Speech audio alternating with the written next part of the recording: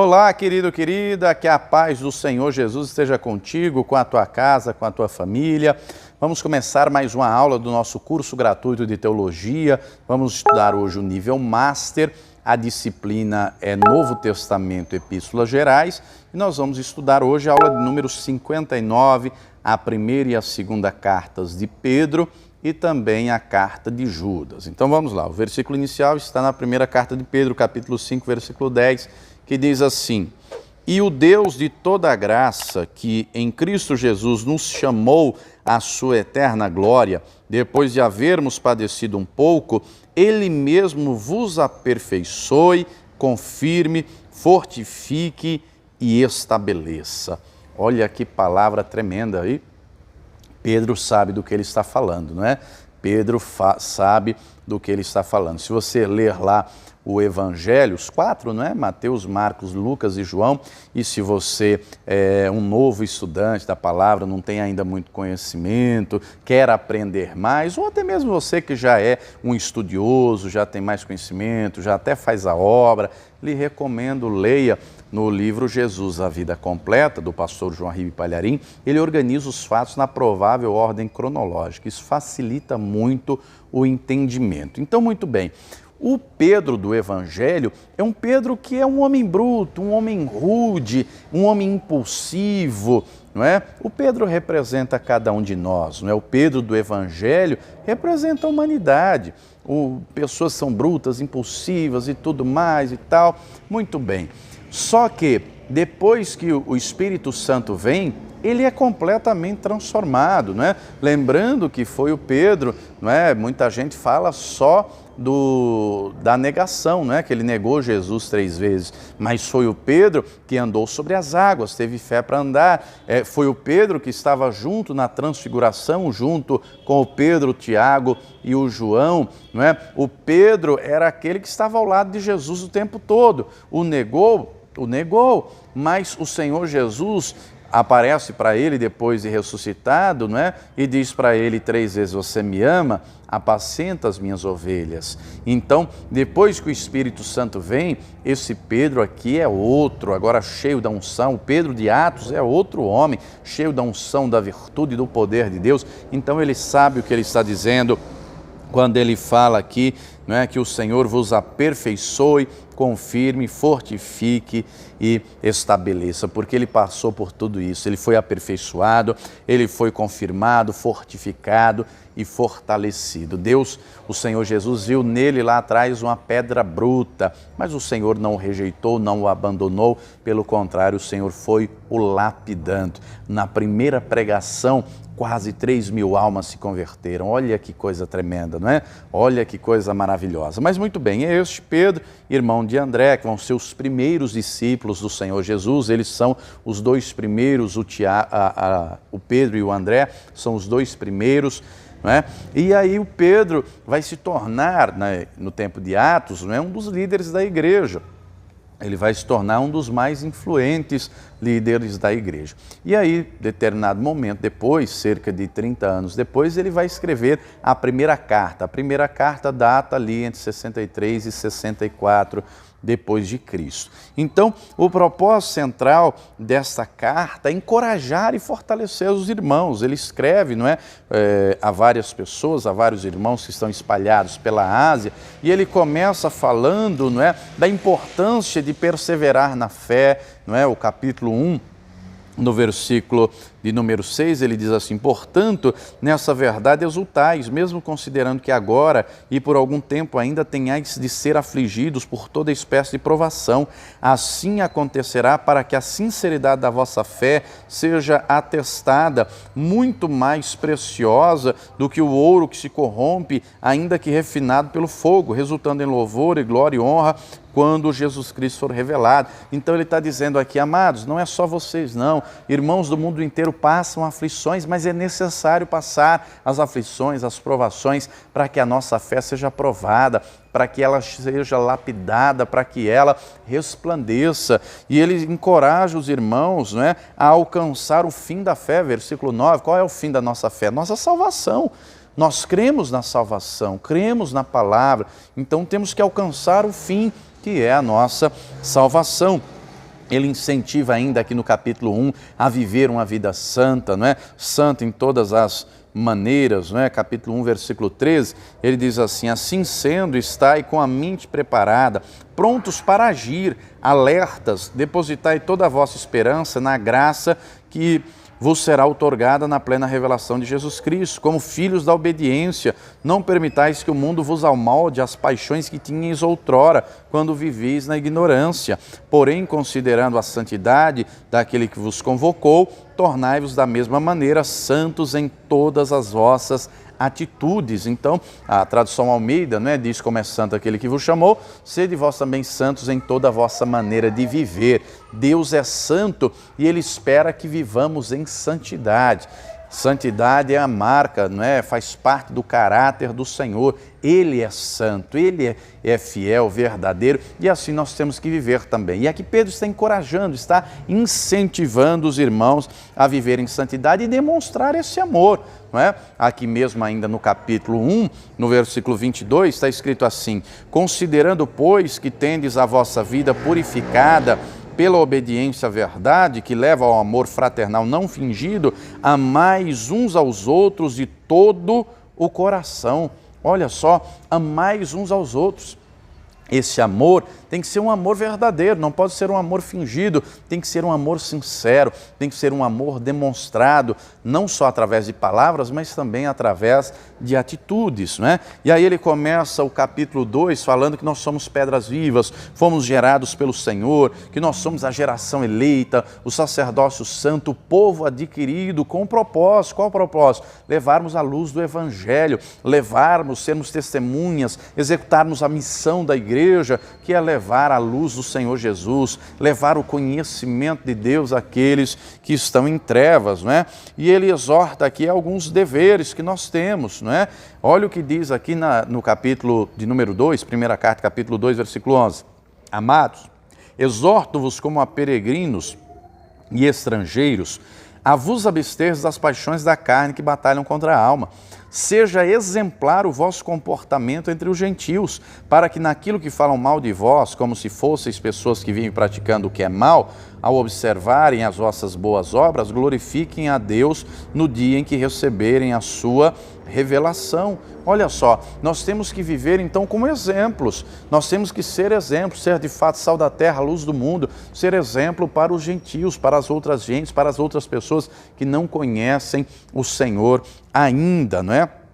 E ele incentiva essa prática, ele fala no capítulo 3, não é, de como deve viver a família cristã, o homem, não é, a mulher que é salvo, o marido que ainda não é, ganha o marido sem palavra, não é, o marido do mesmo jeito, não é, da mesma maneira, tem que viver com a esposa, honrando a esposa. Eu vou ler aqui para você a primeira carta, o capítulo 3, vou ler o versículo 1 e o 7. O 1 diz assim: da mesma maneira, esposas, cada uma de vós seja submissa a vosso próprio marido, com o propósito de que, se alguns deles ainda são contra a palavra, sejam convertidos sem admoestações, mas pelo procedimento da sua esposa. Versículo 7. Exatamente da mesma maneira, vós, maridos, vivei com vossas esposas a vida cotidiana do lar com sabedoria, proporcionando honra à mulher como parte mais frágil e coerdeira do dom da graça da vida, de forma que não sejam interrompidas as vossas orações. Aqui ele traz um assunto muito sério.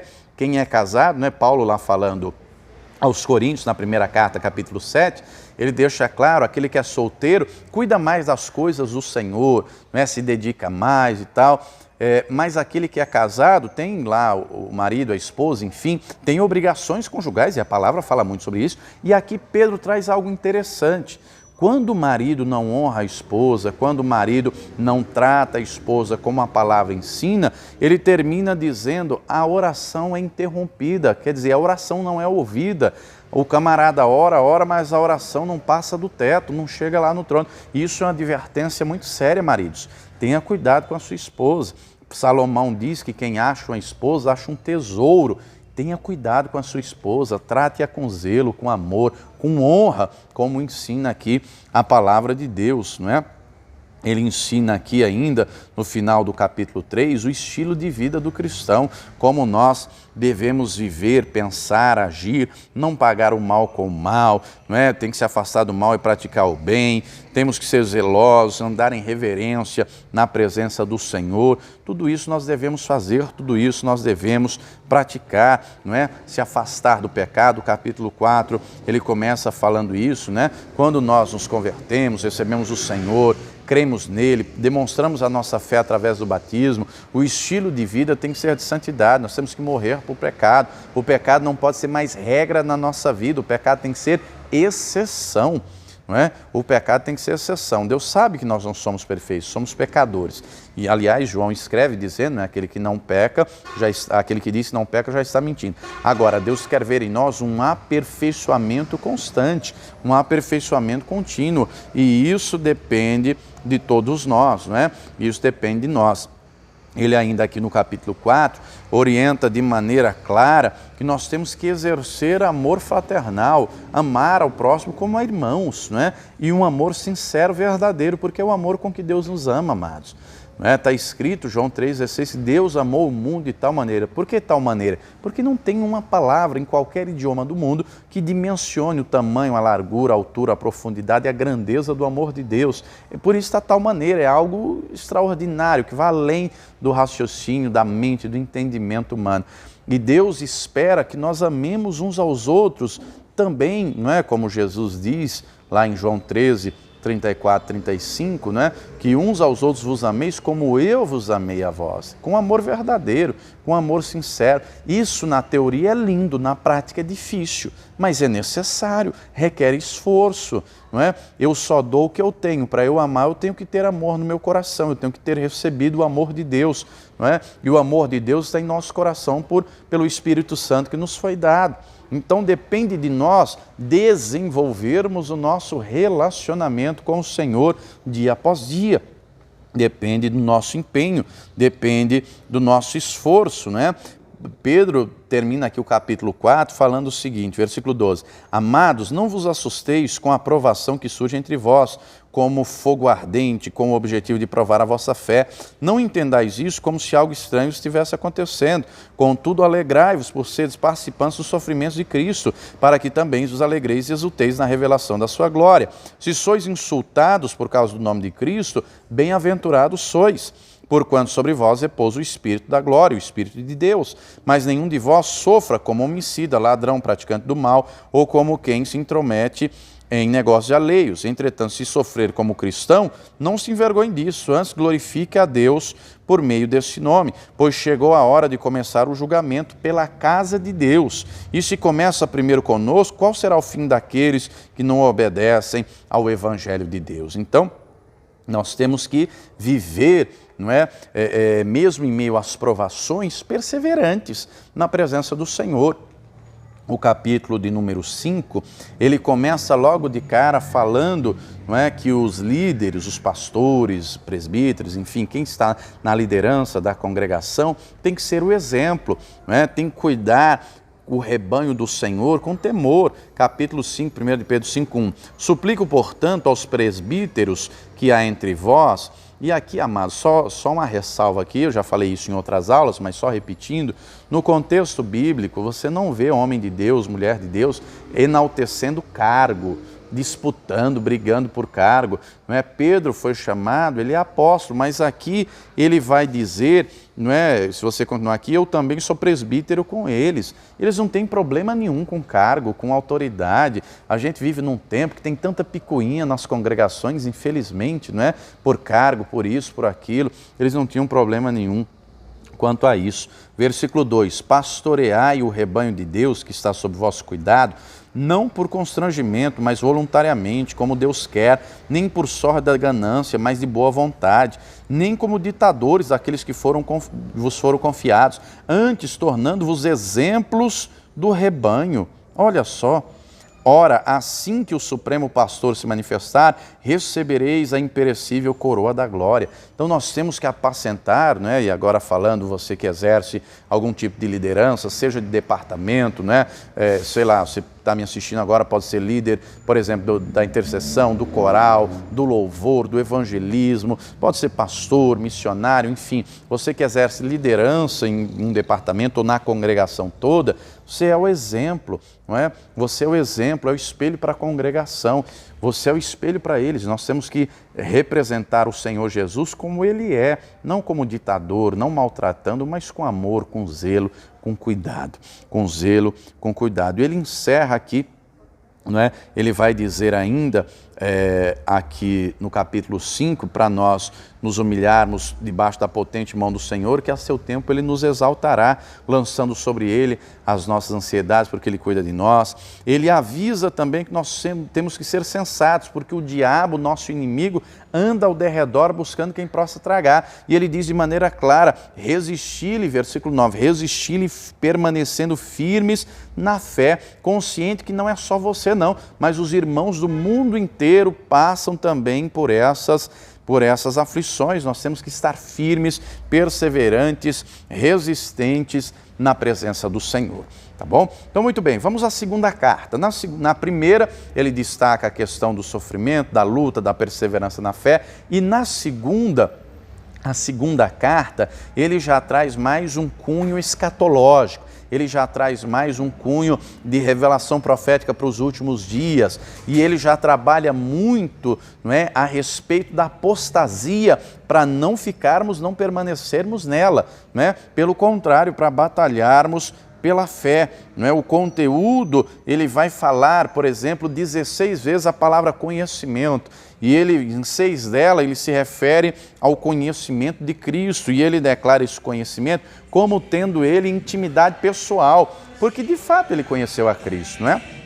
Ele de fato andou com o Senhor Jesus, ele teve conhecimento, revelação, ele teve um relacionamento vivo com o Senhor, então ele conhecia, ele tinha intimidade com o Todo-Poderoso. E é interessante, antes que alguém se pergunte, mas peraí, pastor, não era um pescador ignorante, sem cultura, como é que ele escreveu? Ele mesmo diz na primeira carta, no final do capítulo 5, não é? Ele ditou, quem escreveu, redigiu de fato foi o Silvano, mas o Pedro foi ditando e o Silvano foi escrevendo, né? Paulo também faz isso na carta aos Romanos, enfim. Mas vamos aqui para a segunda carta, não é? A segunda carta, ele já começa dizendo de maneira clara da necessidade de crescer espiritualmente, de crescer na graça, não é? De crescer no amor. Ele enaltece aqui ainda no capítulo 1 a importância da palavra quanto revelação profética, quanto palavra de Deus, quanto verdade suprema. E ele diz aqui, não é? 2 de Pedro 1, versículo de número 20 e 21, diz assim: antes de tudo, sabei que nenhuma profecia da Escritura provém de interpretação pessoal, porquanto jamais a profecia teve origem na vontade humana, mas os homens santos falaram da parte de Deus orientados pelo Espírito Santo.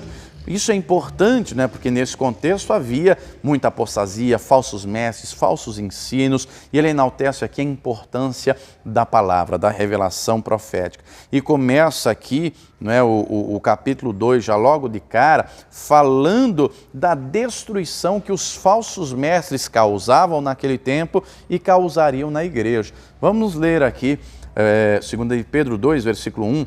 Assim como no passado surgiram falsos profetas entre o povo, da mesma forma haverá entre vós falsos mestres, os quais introduzirão dissimuladamente heresias destruidoras, até ao cúmulo de negarem o soberano que os resgatou, atraindo sobre si mesmos repentina destruição.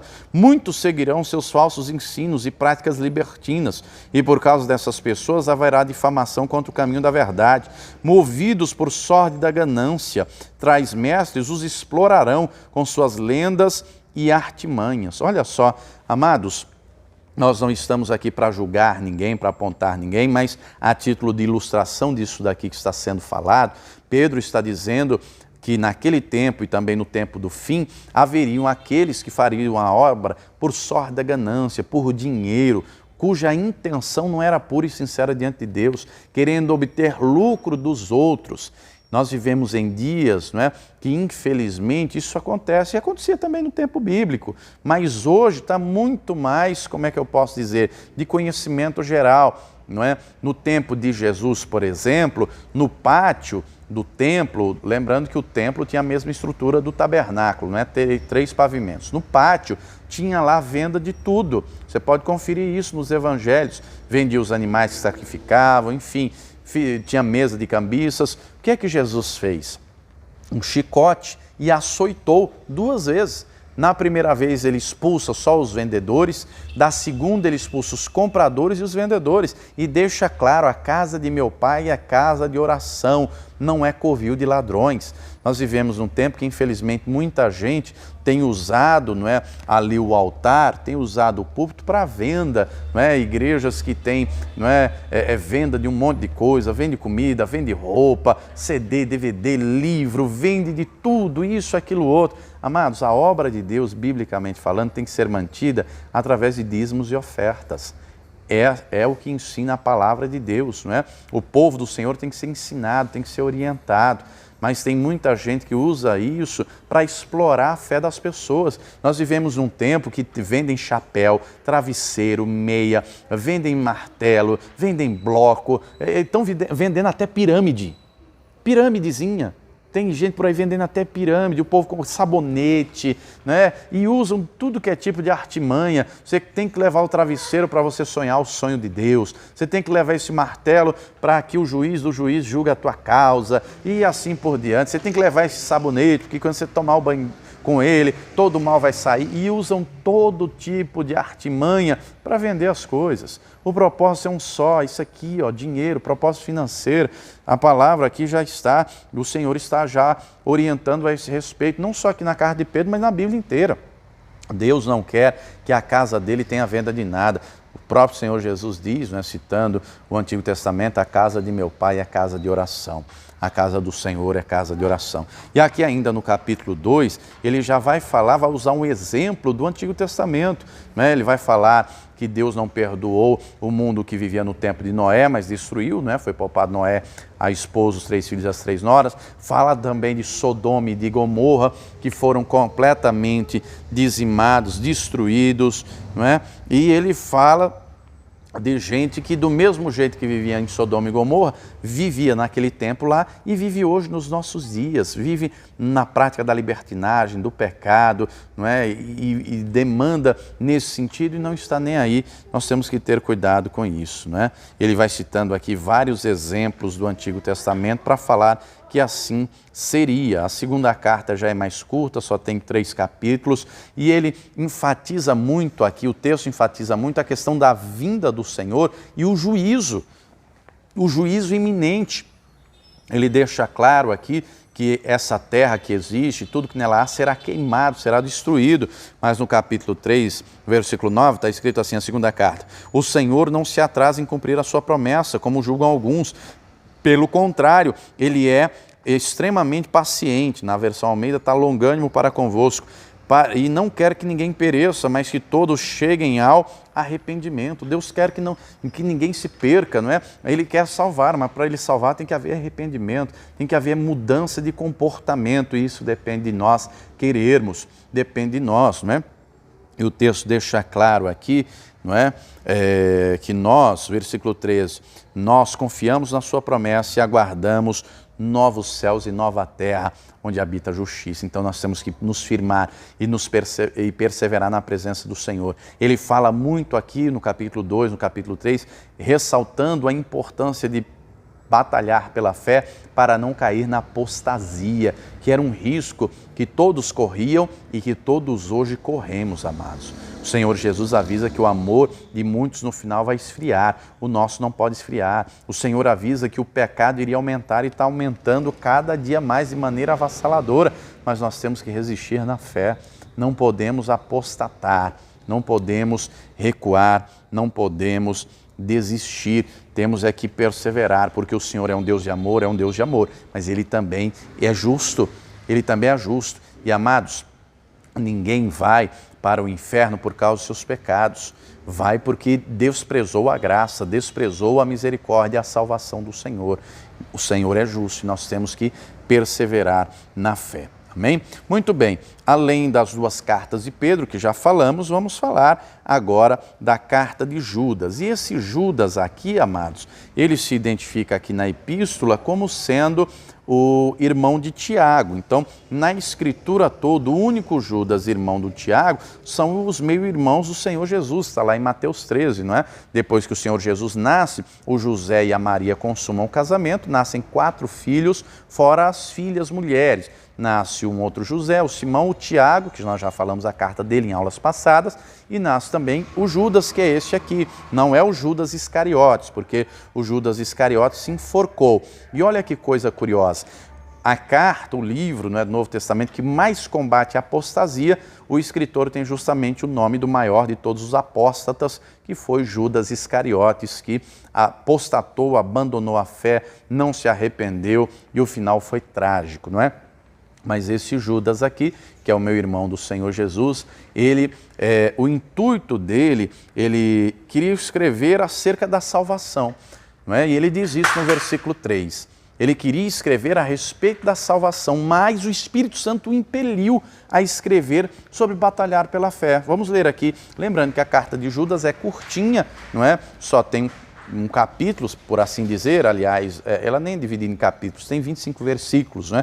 Mas vamos aqui, no versículo 3 da carta de Judas, está escrito assim: Amados, enquanto me preparava com grande expectativa para vos escrever acerca da salvação que compartilhamos, senti que era necessário, antes de tudo, encorajar-vos a batalhar dedicadamente pela fé confiada aos santos de uma vez por todas. Olha só, a batalhar pela fé. E aqui nessa carta, ele vai falar de diversos exemplos bíblicos, ele vai falar do povo que saiu do Egito e morreu no deserto, porque abandonou a fé. Depois você lê lá Números 13, 14, não é?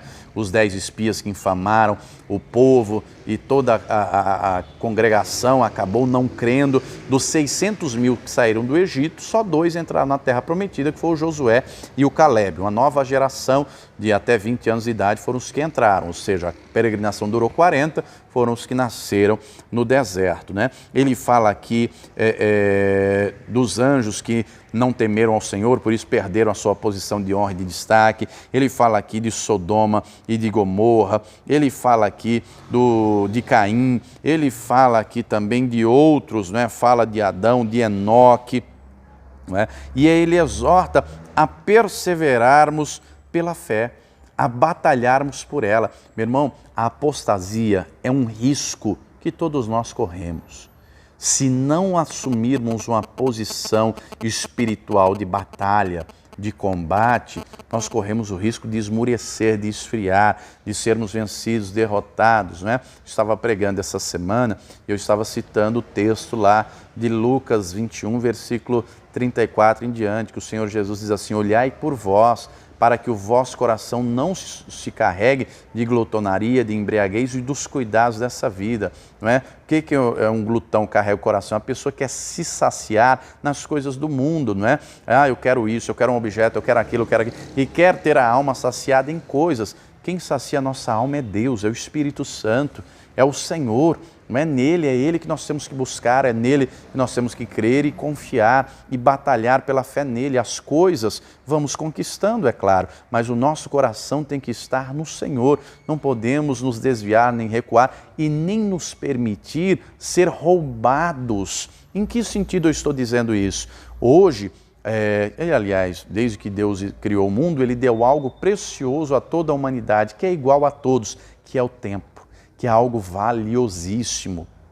Tempo é questão de prioridade. Aquilo para nós que é prioridade, nós nos dedicamos. Por exemplo, este curso de teologia é prioridade para você, por isso você está assistindo essa aula, está assistindo até aqui, já quase 30 minutos de aula, não é? Então é importante para você, por isso que você está assistindo. Só que para outras pessoas não é tão importante, tem gente que vai ver 5 minutos de aula, 10, tem gente que nem vai ver, não quer nem saber, né? Tempo é questão de prioridade. Quando nós dedicamos o nosso tempo ao estudo da palavra, à oração, a buscar ao Senhor, nós vamos nos fortalecendo na fé, nós vamos batalhando por ela. Quando não investimos o nosso tempo em fazer isso, vamos esmurecendo na fé. Deus não quer que esmureçamos, Deus quer que perseveremos no amor dele. Deixa eu ler aqui para vocês versículo 20, vós, porém, amados, edificai-vos na santíssima fé que tendes, orando no Espírito Santo. Conservai-vos no amor de Deus, aguardando confiantemente a misericórdia de nosso Senhor Jesus Cristo para a vida eterna. E demonstrai compaixão para com alguns que não possuem essa certeza, assim como salvai a outros, arrebatando-os do fogo, e a outros ainda ajudai com misericórdia e temor, repugnando até a roupa contaminada pela carne. Ele está falando aqui no sentido de pecado. Então, nós temos que nos conservar no amor do Senhor, nós temos que batalhar pela fé para não esmurecermos, né? Citei há pouco aqui, ele fala aqui na carta também de Sodoma e Gomorra, e até pegando um gancho aqui, estou pregando hoje sobre a mulher de Ló, o Senhor Jesus adverte dizendo, lembrai-vos da mulher de Ló. A mulher de Ló, ela teve a oportunidade da salvação, da graça, da misericórdia, mas olhou para trás, ela desprezou a graça e a salvação, por isso foi lançada fora. Então, nós temos que ter cuidado e cuidar do nosso coração, tá? Vou ficando por aqui. Se você aprendeu, se você gostou, deixa aí o teu joinha para nos ajudar. Se não é inscrito ainda no canal, clique aí no botãozinho vermelho de se inscrever, é gratuito, você não vai pagar nada. Ative também o sininho das notificações para receber as próximas aulas quando eu postar. E você também é convidado a se tornar um pregador do telhado, a contribuir com essa obra, não é? Está aparecendo aqui as contas aqui da Paz e Vida, no Banco Bradesco, no Banco Itaú, no Banco Santander. Faça o teu depósito, faça a tua transferência e depois você envia o recibo comprovante para mim neste número aqui do WhatsApp, que eu vou enviar para você os e-books do pastor João Ribe Palharim em forma de agradecimento, uma forma de dizer muito obrigado, tá? Deus te abençoe e até a próxima aula e viva o Senhor Jesus!